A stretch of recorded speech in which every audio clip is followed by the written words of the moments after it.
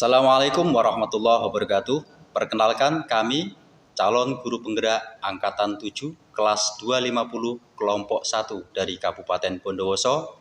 Saya sendiri nama Kunadi dari SMAN Negeri 1 Tapen, Kabupaten Bondowoso, dengan pengajar praktek Ibu Unsiah dan fasilitator Bapak Sulaiman. Di sebelah kanan saya, silahkan diperkenalkan. Nama saya Nur Fendi Arifin dari SMK Nailul Huda, Kabupaten Bondowoso, fasilitator Bapak Sulaiman dan pengajar praktik Ibu Unsiah. Sebelah kiri saya, nama saya Ahmad Timur Soleh dari SMKN 1 Tapen, Bondowoso, Jawa Timur. Pengajar praktik dan fasilitatornya juga sama. Demikian perkenalan kami dari kelompok 1 kelas 250 angkatan 7 calon guru penggerak yang akan mempraktekkan kegiatan coaching. Selamat menyaksikan. Assalamualaikum warahmatullahi wabarakatuh.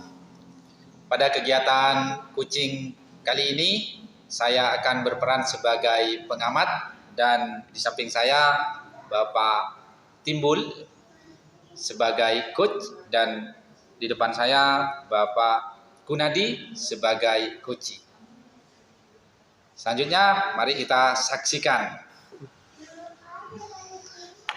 Assalamualaikum Bapak Timbul. Waalaikumsalam warahmatullahi wabarakatuh. Gimana kabarnya Pak Timbul? Alhamdulillah stabil. Alhamdulillah stabil ya. Gimana keadaan di sekolah, di rumah? Alhamdulillah ya. Oke. Pak Timbul sekarang akan mengadakan coaching ya? Iya, Ya. betul. Kalau boleh tahu dengan siapa coachingnya Pak? Nanti dengan Pak Kunadi. Dengan Pak Kunadi ya. Oke Pak Timbul ya. Sebelum melaksanakan coaching ya, izinkan saya untuk mengadakan diskusi ya. Jadi intinya pra pengamatan lah ya. Oke Pak Kun. Nanti ketika Pak Timbul mau coaching ya, kira-kira rubrik penilaian apa yang Pak Timbul akan gunakan? Setahu saya ya, kan ada 3 kompetensi yang harus dimiliki oleh seorang coach. Ini kesadaran penuh, present, mendengar aktif dan baik, serta mengajukan pertanyaan berbobot. Ya. Nah, saya harap ketiga kompetensi ini bisa diamati oleh Pak Fendi, sehingga saya bisa refleksi terhadap diri saya sendiri seperti itu. Benar Pak Timbul ya. Oke, jadi ada 3 kompetensi nanti ya. Ada present, terus mendengarkan ya, terus mengajukan pertanyaan berbobot. Oke, dari ketiga kompetensi itu ya, kira-kira yang secara spesifik yang ingin diobservasi sama saya apa? Jelas pertanyaan berbobot.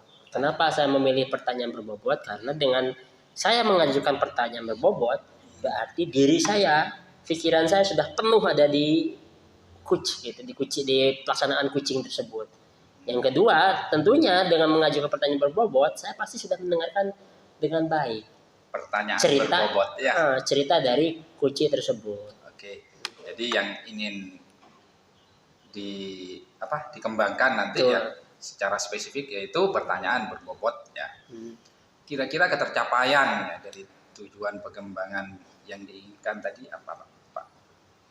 Nah, karena adanya pertanyaan berbobot, artinya saya harus bisa mengidentifikasi dari persoalan si coach tersebut.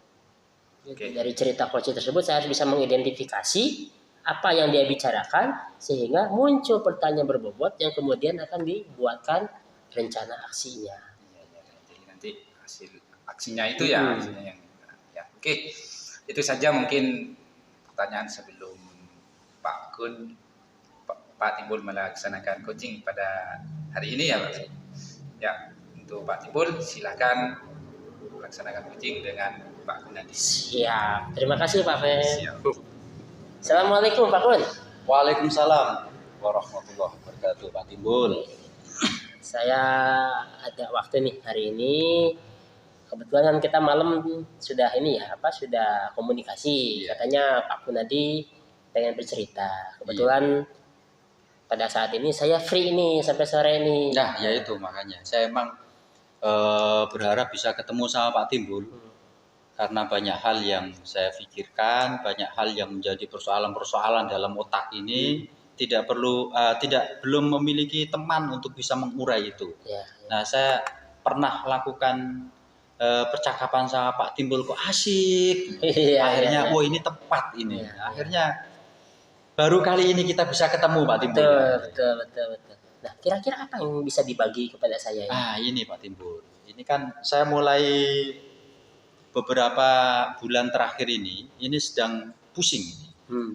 Saya bingung ini terkait dengan penerapan kurikulum merdeka di sekolah saya. Kebetulan di sekolah ini kan saya sebagai wakil kepala bidang kurikulum, Pak. Wakil kurikulum. Ya. Terus kemudian terkait dengan pelaksanaan kegiatan proses pembelajaran di kurikulum merdeka ini di sekolah saya ini tahun pertama. Tahun pertama, sehingga ini adalah hal yang sangat-sangat baru bagi saya sebagai seorang guru ataupun saya sebagai seorang waka kurikulum. Begitu juga kepada teman-teman semuanya, teman-teman guru juga ini merupakan hal yang baru semua. Nah, ini terkait dengan proses kegiatan P5 Timbul. Kenapa? Ini kan kalau di kurikulum merdeka itu kan ada kegiatan intrakurikuler. Kalau intrakurikuler ya sama dengan yang lainnya. Itu sudah setiap hari, setiap waktu itu dilakukan oleh guru. Hanya ada beberapa hal yang perlu untuk diadaptasi sedikit. Terus kemudian yang kedua itu kan ada pembelajaran project P5, proses pembelajaran project profil pelajar Pancasila. Ini hal yang baru. Terus kemudian di hampir berjalan 8 bulan ini di sekolah saya itu sudah ada 2 tema project. Ada 2 ya? Ada 2 tema project yang itu sudah dijalankan. Kemudian saya berpikir, apakah seperti ini tema proyek yang dijalankan itu? Itu saya berpikir betul. Kalau tema proyek dijalankan itu, kok rasa-rasanya ini? Iya.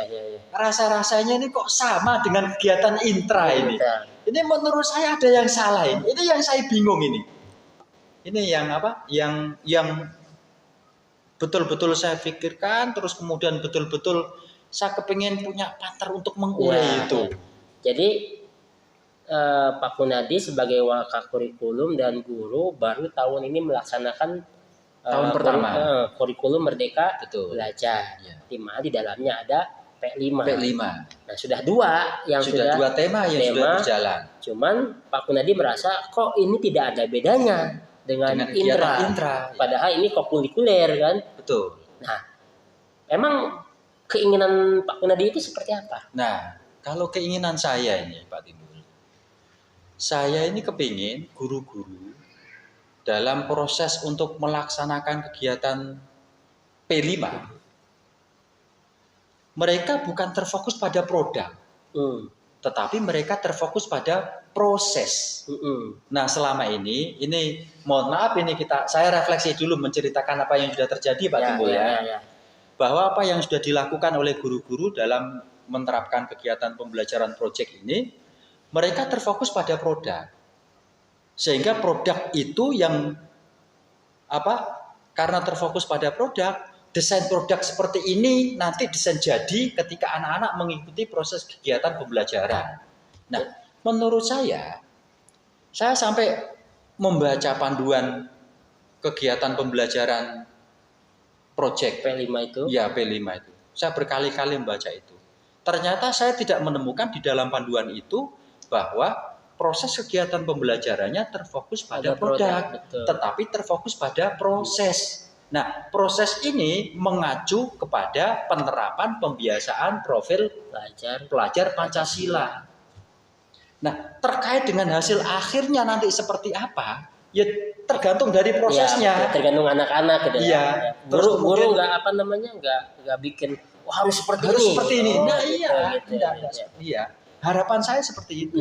Sehingga anak-anak betul-betul bisa eksplorasi Ya, betul. sebagai bentuk kemerdekaannya Ya, dia ya. dalam belajar, sehingga nanti di hasil akhirnya seperti apa. Nah, akhirnya kan ada kejutan-kejutan tersendiri, Betul. baik untuk saya sebagai wakakurikulum ataupun guru-guru yang lain. Mereka, oh ada kejutan-kejutan tersendiri. Ternyata seperti ini ya proyek itu, luar biasa. Jadi, Nah, jadi tidak mengejar produk, tapi bagaimana dalam proses tersebut profil yang P5 itu keluar gitu dari profil siswa. P5 keluar, terus kemudian menghasilkan sesuatu yang memang karya itu bukan didesain oleh guru, Betul. tetapi dihasilkan dari proses kegiatan pembelajaran yang dihasilkan oleh anak-anak Anak-anak. sendiri.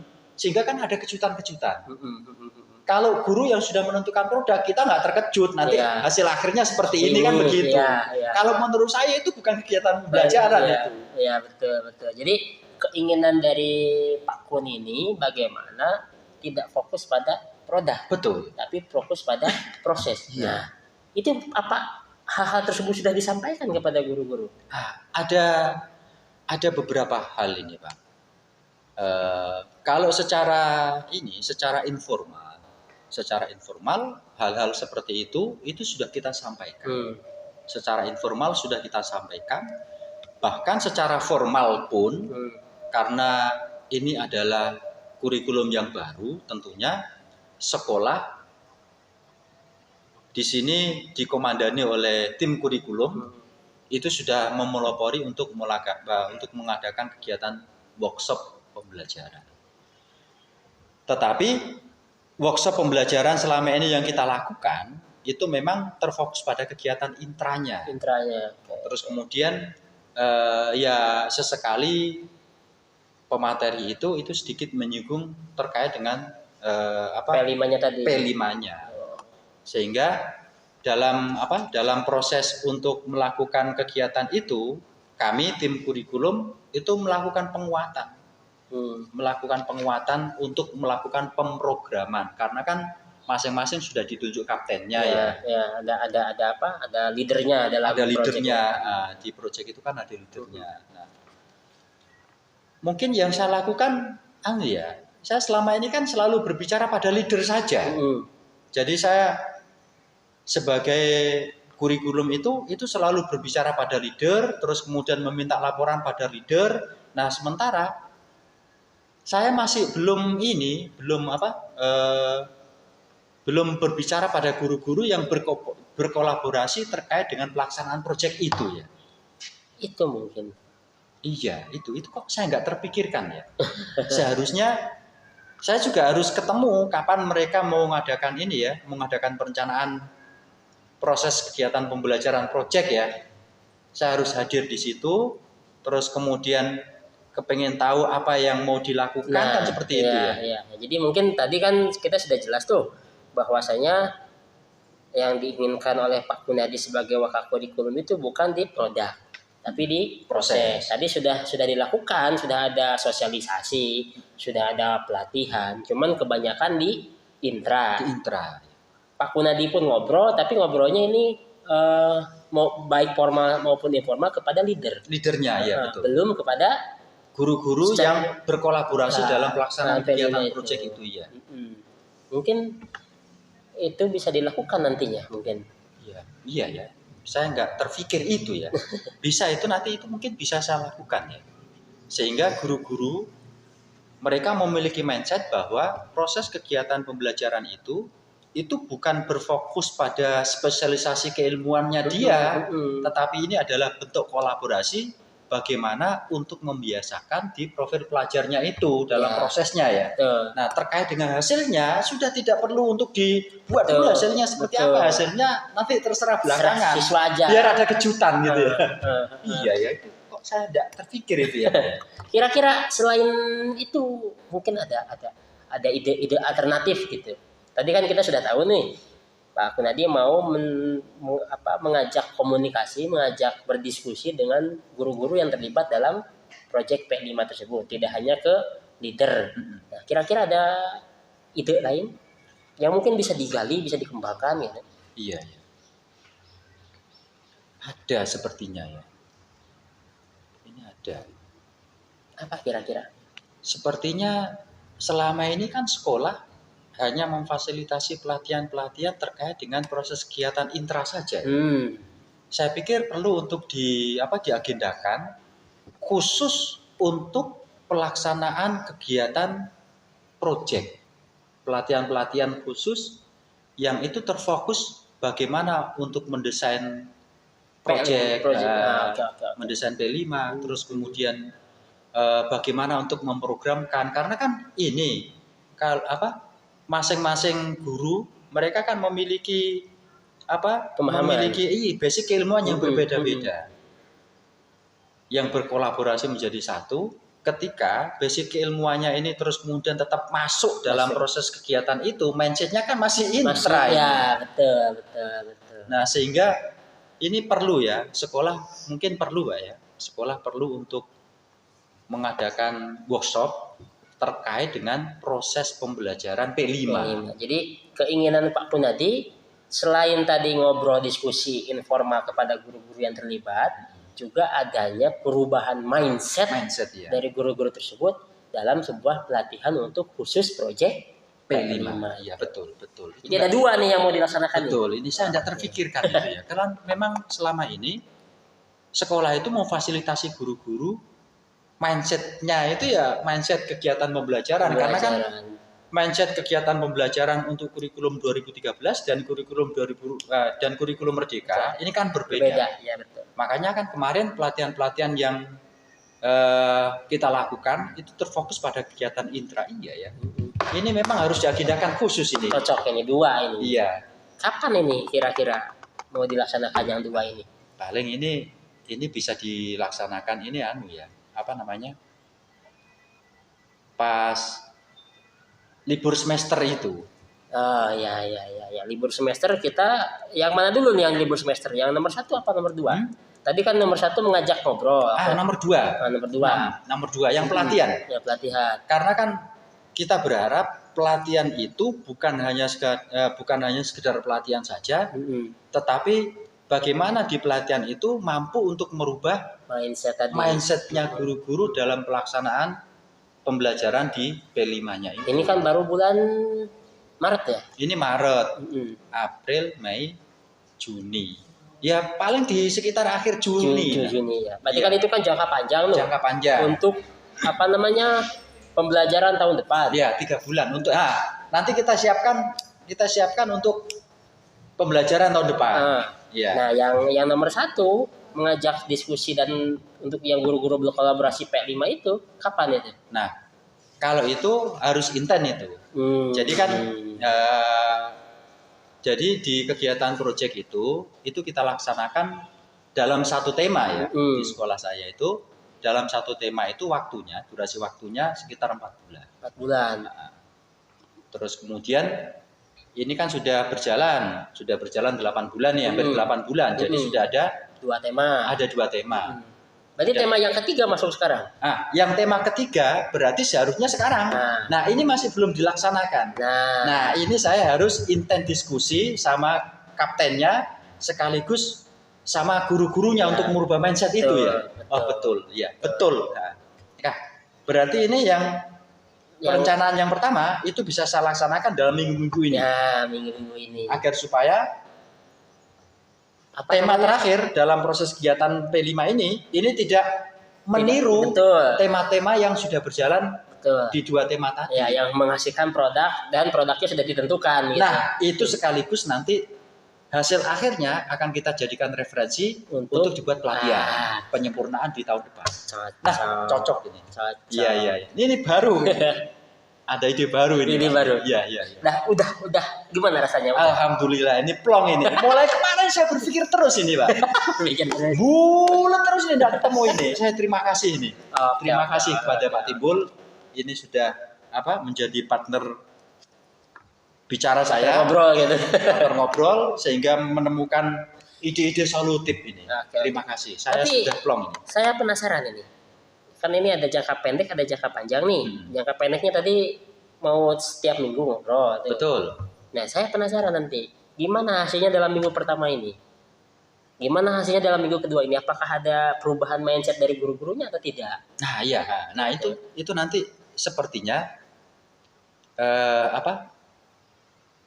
nanti akan kita sampaikan. Saya nanti perubahan mindsetnya seperti apa?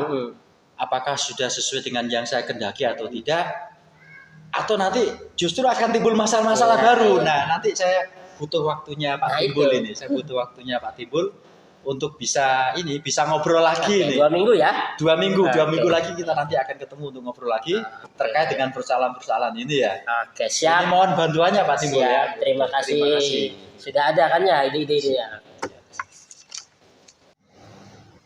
Oke, sudah Pak Timbul. Ya. Alhamdulillah sudah beres. Nah, gimana perasaan Pak Timbul meng-coaching Pak Kun tadi? Perasaannya senang karena mendapatkan pengalaman baru, mendapatkan ilmu baru. Ya. Ada insight baru lah bagi saya pribadi. Ya. Ya. Kalau menurut Pak Timbul, indikator mana yang dikatakan tercapai lah? Menurut saya ketiga-ketiganya tercapai. Kenapa? Karena dengan adanya pertanyaan berbobot, berarti saya sudah hadir penuh dalam kegiatan itu dan saya sudah berusaha untuk menjadi pendengar yang baik. Indikatornya apa? Tadi sudah ada 2 solusi dari permasalahan atau pemikiran yang selama ini dipikirkan oleh Koci. Jadi tadi Koci mempunyai pemikiran bahwa P5 itu tidak fokus pada produk, tapi bagaimana fokus pada proses dalam menghasilkan produk tersebut. Jadi jangan diinikan produknya apa, jangan ditentukan. Nah, tadi diketahui, diidentifikasi kenapa bisa seperti itu karena guru-gurunya masih bermindset bahwa itu kegiatan intrakurikuler, sama seperti mata pelajaran biasa. Akhirnya kita cari solusinya ada 2. Bagaimana ditransfer pemikiran dari coach tersebut ke guru-guru lain bahwa di P5 itu fokus pada proses pembuatan produk, bukan pada produknya, bukan pada produk yang telah ditentukan. Yang kedua, bagaimana secara jangka panjang itu menjadi pemikiran sekolah dengan adanya pelatihan untuk proyek P5. Ya. Menurut catatan saya ya Pak Timbul ya, Pak Timbul sudah memiliki ketiga kompetensi itu ya, cuma sesuai dengan permintaan Pak Timbul tadi ya, apa yang mau dikembangkan ya, Pak Timbul ingin apa yang mau diobservasi oleh saya ya, yaitu tentang pertanyaan yang berbobot ya. Di sini Pak Timbul sudah mengajukan pertanyaan-pertanyaan yang berbobot dengan indikator yang diinginkan Koci ya, terus mengajak Koci untuk mengidentifikasi masalahnya sendiri dan menimbulkan rencana-rencana untuk penyelesaiannya. Keseluruhan itu sudah top chair untuk Pak Timbul seorang coach. Apakah ada masukan lain, misalkan saya terlalu banyak memotong, apa terlalu lama, apa gimana? Tidak, sebenarnya kan coaching kita memang harus dengan style kita, harus santai gitu. Biar tidak ada ketegangan di antara kita. Sudah bagus untuk kalau saya skalakan dengan nilai ya 9, hampir 10, 9 ketinggian. Iya. Terus kira-kira kompetisi apa yang ingin dikembangkan berdasarkan hasil coaching tadi? Yang ingin dikembangkan lagi? Ya jelas pertanyaan berbobot. Masih pertanyaan berbobot. Kenapa? Karena barusan saya kira waktunya terlalu lama. Iya. Gitu. Yang kita harapkan bukan hanya saya mungkin. Jadi dalam waktu yang singkat saya bisa memahami maksud dari coach itu kemana, kemudian bisa mengarahkan secepatnya. Gitu ya. Jadi dalam durasi yang sesingkat-singkatnya, tapi menyelesaikan masalah yang sepanjang-panjangnya. Oke, gitu ya. Jadi tetap ya untuk pengembangan kedepannya saat coaching ingin fokus pada pertanyaan berbobot. Ya terima kasih Pak Timbul ya atas waktunya. Saya akhiri. Assalamualaikum warahmatullahi wabarakatuh.